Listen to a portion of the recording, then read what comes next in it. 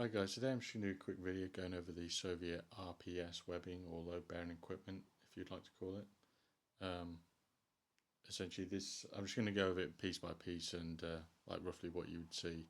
So overall I'll go over it in individually in a second, but overall this is a sort of webbing layout you'd see of a Soviet infantryman issued with the obviously an AK. And interestingly enough, with the belts, it gets a bit weird because they were initially meant to be issued with the steel, anodized steel, I believe it is, belt you see at the top for combat. The one below it is again a leather belt with the brass, and you see here this is also a leather belt, but that's the faux leather belt, but this is the actual leather belt. Most troops didn't like the combat belt purely for aesthetics reasons. The real leather ones were more desirable and more better quality and just more comfortable and more appealing aesthetically.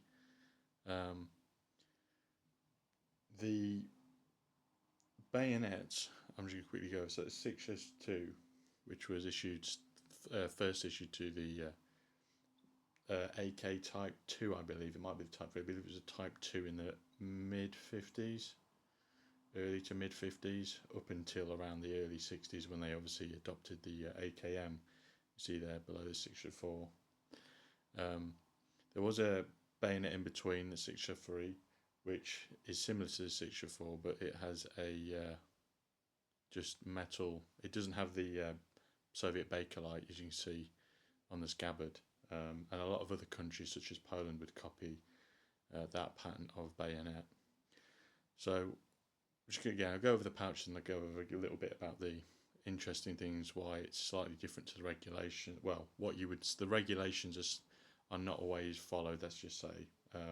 Interesting, especially with the SKS setup, but I'll get into that in a second. So on the far left, obviously the grenade pouch, it would hold either an F1 grenade or an RGD grenade. Again, nothing too special, it's just a 2-cell grenade pouch. They would later change the material to a more lighter colour and with a black leather tab. But for this sort of time period, you do still see these. You see these used up until the 70s and even the 80s in some instances. With the cantina, this is a bit. This isn't again.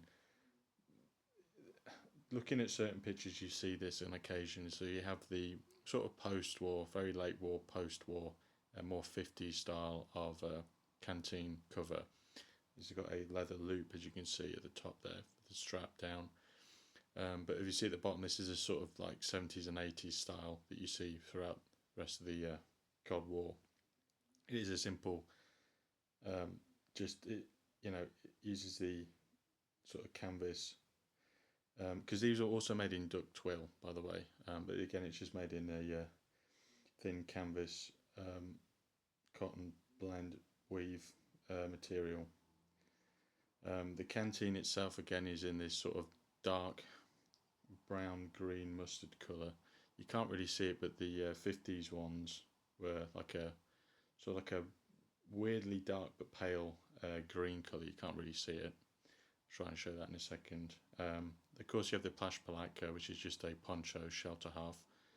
A troop would be issued one plashpalaka, and obviously the pegs and the pole to go with it.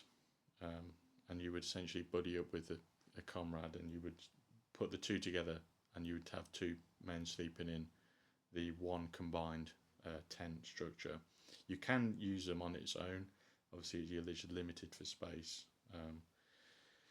Next, you have the E-tool cover and the shovel itself, or the E-tool, entrenching tool, whatever you want to say. This is again like a carryover, which you see a lot of in the 50s in particular, and some early 60s photos show this. You have, of course, the earlier style E-tool cover with the like simple buckle through on the top. Obviously goes in. In the, I believe it was the 70s, if I'm not around the 1970s, they had the other type of MPL cover, which is just a blank, and it sort of just fits in around the bottom. Instead of it going into the the carrier, the cover, it goes in just through the bottom, whereas this, the obviously handle sticks out through the bottom, and it secures around the neck of the blade of this shovel. Sorry, but again, you still see these into the 60s. On the far right, again, we have the one of the earlier style of AK pouches, the free cell pouches. Now there was a cell, I believe it was a 5-cell magazine pouch before this, which would obviously hold 5 stacked vertically pouches.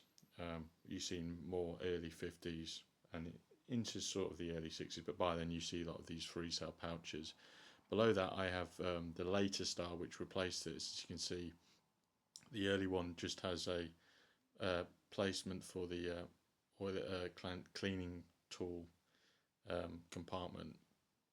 With the standard AKs of the time, obviously with the fixed stock, you can put the cleaning kit assembly like tube into the butt of the rifle. With obviously with AKMSs and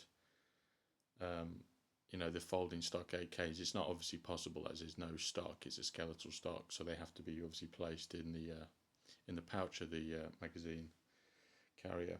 Below this you have, again, like I said, the later style. As you see, we've now got the oiler bottle on the side, and the cleaning kit piece is now onto the right, and it's just a standard 3-cell. Like I said, they've just added the additional pouch and moved it to the right. Again, you see that more into the 60s and into the early 70s.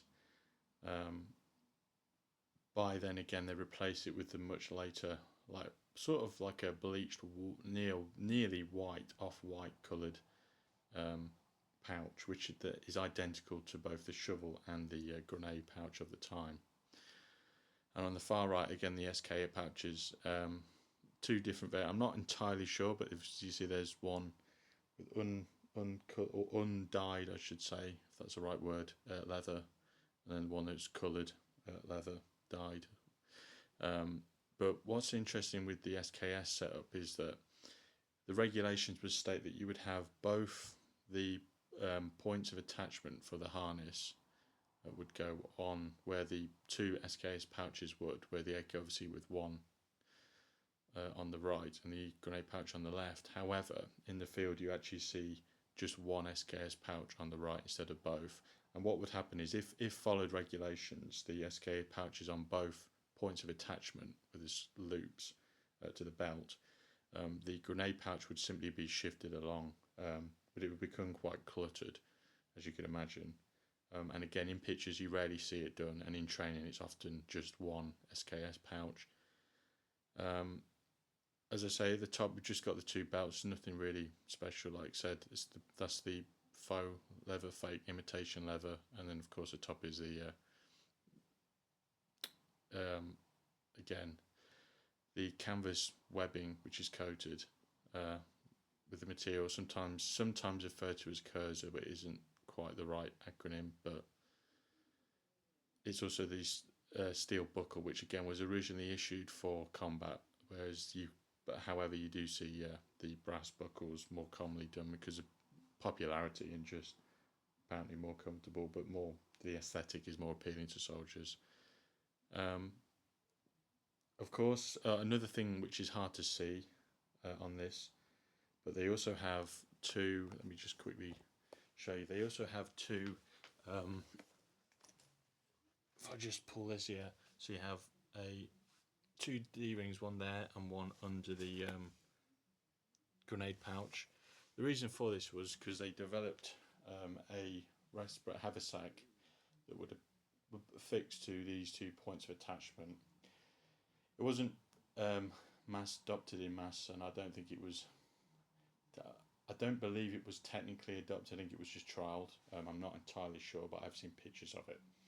And that's why if you look at the reference for assembling the webbing of this time, you see that haversack, which wasn't really introduced, at least not mass issued anyway. And you just see the standard type of I believe it's a type A haversack, which is just, have you probably seen a canvas bag with a shoulder strap integral to the bag, and then its own waist strap.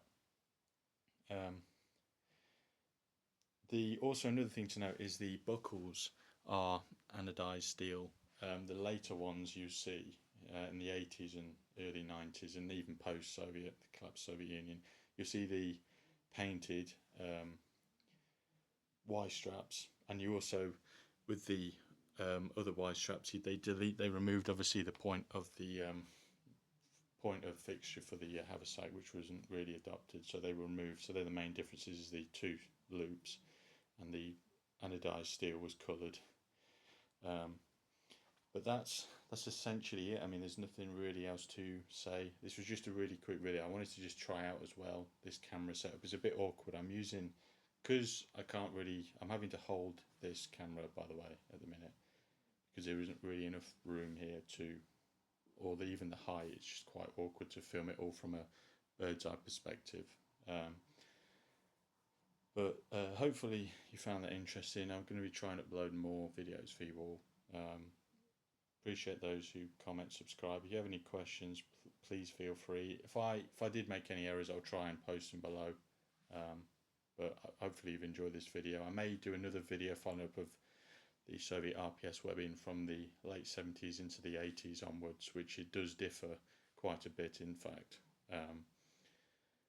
Like I say, with different pouches and the colour and stuff and design, and again going to the 4-cell later on, as I've said.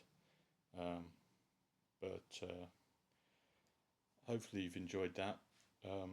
Like I said, I appreciate watching. I'll see you in the next one.